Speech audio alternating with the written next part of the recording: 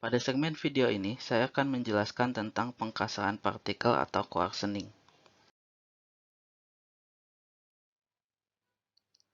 Pada akhir pertumbuhan akan ada distribusi partikel endapan beta di dalam matriks alfa dengan ukuran yang berbeda-beda seperti ini. Misalkan ada dua endapan beta dengan jari-jari R1 dan R2 yang berukuran lebih besar. Maka berdasarkan hubungan Gibbs-Thomson, konsentrasi unsur B di matriks alfa yang setimbang dengan fase endapan beta berukuran R1 akan lebih besar dari XB alfa R2. Berdasarkan persamaan ini, di mana konsentrasi XB alfa yang setimbang dengan fase endapan berukuran R akan berbanding terbalik dengan ukuran jari-jari endapannya. Lalu apa akibatnya?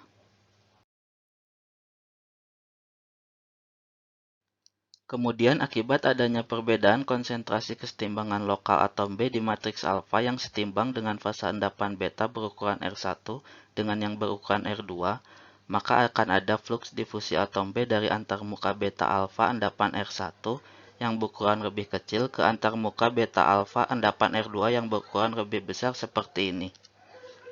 Dan ini adalah profil konsentrasinya terhadap jarak di mana XB alfa di R1 lebih tinggi dari XB alfa di R2. Dengan adanya difusi tersebut, hasilnya adalah partikel endapan berukuran besar akan membesar dan yang berukuran kecil akan semakin kecil hingga larut seperti ini. Proses ini dinamakan pengkasaran partikel atau coarsening, di mana jarak antar partikel penguat dalam paduan sangat berpengaruh terhadap penguatan material. Semakin pendek jarak tersebut, maka penguatannya semakin meningkat, karena kekuatannya akan berbanding terbalik dengan jarak antar partikel. Awalnya jaraknya adalah sebesar ini, dan setelah terjadi coarsening, jaraknya akan meningkat seperti ini.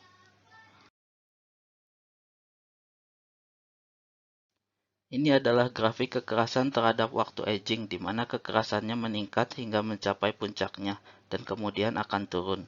Saat tahap ini, di mana terjadi kenaikan kekerasan adalah pertumbuhan endapan, dan tahap ini adalah pengkasaran partikel endapan, di mana terjadi penurunan kekerasan dan kekuatan pada paduan logam yang dilakukan panas aging hingga overaging, disebabkan karena partikel endapan penguat mengalami coarsening, yang mengakibatkan jarak antar partikel menjadi semakin jauh sehingga kekuatan paduan menjadi semakin menurun.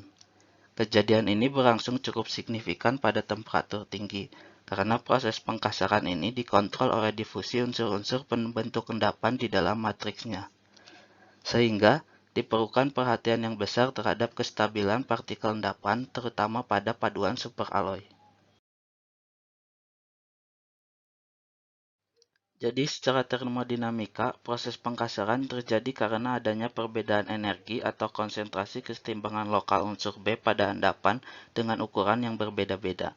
Dan secara kinetika, kecepatan pengkasaran partikel atau selisih ukuran partikel rata-rata saat waktu T dan saat awal akan linear terhadap waktu atau K kalikan T berdasarkan persamaan ini, di mana K bergantung pada nilai dB alfa, gamma alfa beta, CB alfa, dan temperatur seperti ini.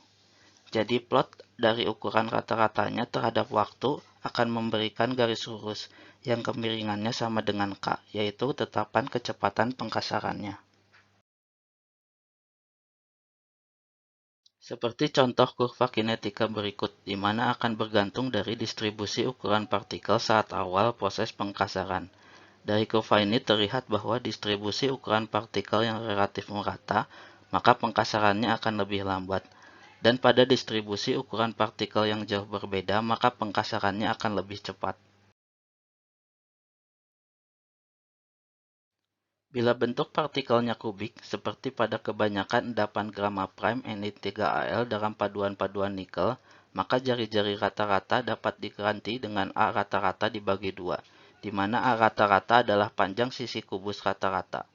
Kemudian dari kurva kinetika pengkasaran ini dengan variasi temperatur terlihat bahwa semakin tinggi temperatur, semakin tinggi nilai K, maka semakin cepat pengkasarannya. Lalu bagaimana cara menurunkan proses pengkasaran ini?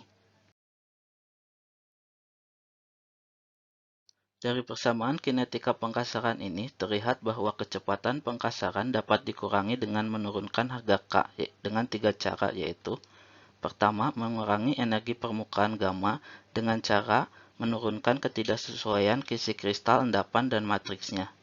Jadi, cara yang dapat ditempuh adalah dengan melibatkan unsur-unsur pembentuk endapan yang dapat menurunkan ketidaksesuaian kisinya. Yang kedua adalah menurunkan harga kerarutan unsur pemadu B atau Cb dalam matriks alfa, yaitu dengan menambahkan unsur-unsur yang memiliki kerarutan di dalam matriks yang cukup rendah. Kemudian yang ketiga adalah menurunkan harga difusivitas unsur dalam matriks atau dB alfa, yaitu dengan cara melibatkan unsur-unsur pembentuk endapan yang memiliki difusivitas yang rendah di dalam matriks. Yang perlu diperhatikan dari cara mengurangi kecepatan pengkasaran ini adalah bahwa faktor temperatur tidak banyak berpengaruh, karena walaupun meningkatkan temperatur akan menurunkan harga K, tetapi penurunan ini tidak sebanding dengan peningkatan harga difusivitasnya karena peningkatan temperatur melalui hubungan berikut, di mana semakin tinggi temperatur maka difusinya akan meningkat, sehingga proses pengkasaran akan semakin dipercepat. Ini adalah pengaruh temperatur terhadap nilai tetapan K, di mana nilai difusivitasnya dan konsentrasi kerarutannya akan dipengaruhi oleh temperatur, yang akan meningkat dengan kenaikan temperatur.